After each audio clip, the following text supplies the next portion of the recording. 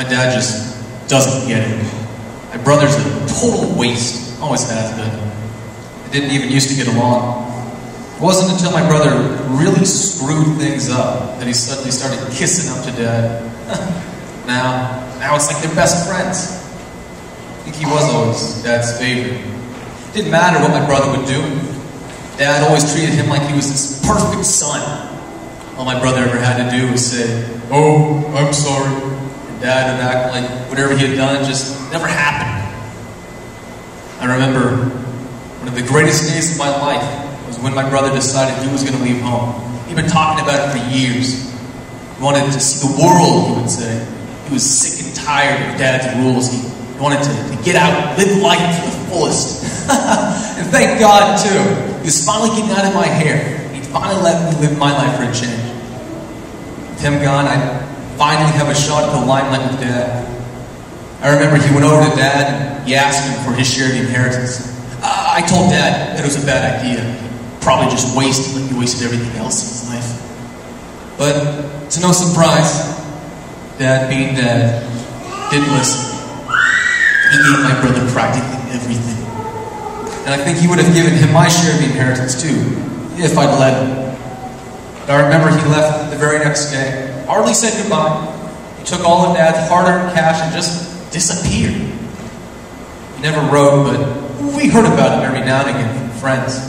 As we had heard it, he tried investing some of his money, but to no surprise, my brother was always either too stupid or too lazy to get anything back. But that's not the worst. You know what the real kicker is? My brother spent the majority of his money on women and beer. Yeah, that's right. Can you believe that? He took all of Dad's hard-earned cash and just blew it on chicks and booze. He'd wear these ridiculous clothes that he'd buy from these fancy, expensive outlets. He'd go out partying and then he'd go home with whatever chick he could find. Disgusting. After a while, we just stopped hearing about him altogether.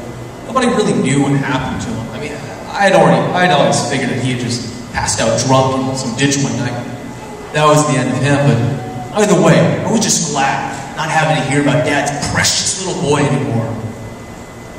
But as fate would have it, just as soon as we thought we had heard the last of my brother, the dude showed right back up at our front door, looking totally pitiful. He smelled like a pig. He was half starved too, but I tell you, it serves him right for the way he wasted Dad's money. He needed to be taught a lesson. I remember he acted like he was so sorry for all that he had done, for all that he had wasted. He kept apologizing to Dad, to everyone. I didn't believe it. Hell, I still don't believe it. But Dad, he couldn't stand to see his favorite son look so miserable. So you know what my dad did? Instead of letting my brother learn his lesson, my dad threw my brother a party. Can you believe that?